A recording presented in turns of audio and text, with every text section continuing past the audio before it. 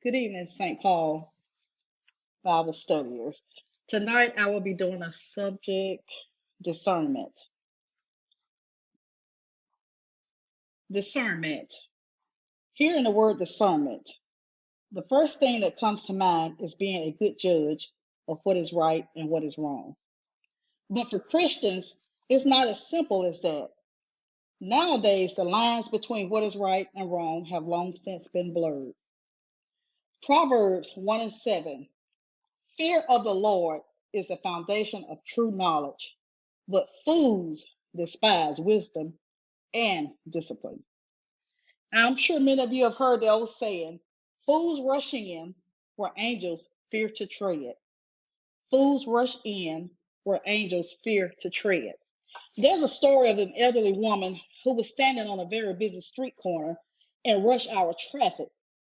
She was fearful, confused, and therefore hesitant to cross by herself. Finally, a gentleman came up to her and asked if he could cross the street with her. Grateful and very relieved, she took his arm and stepped into the busy intersection. As they proceeded, she grew progressively alarmed as he zigzagged randomly across the street to the blare of horns and screech of locked brakes.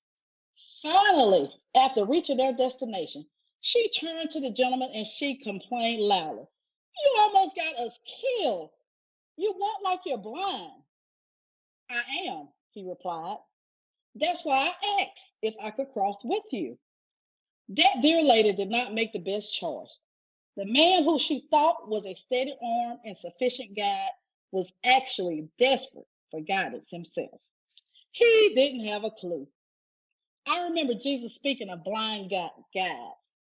When the blind lead the blind, they both end up in the ditch or run over in traffic.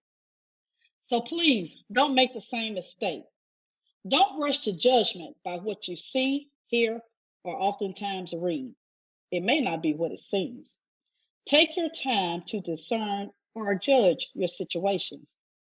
The elderly woman who focused on making it across safely, she grabbed what she thought was a lifesaver. What she grabbed was someone else that needed to be led also. How is such discernment to be obtained, we may ask? We received it as Christ himself, by the anointing of the Spirit, through our understanding of God's word, by our experience of God's grace, and by the progressive unfolding to us of the true condition of our hearts. That is why we should always pray. I am your servant, Lord. Give me discernment. John 7 and 24.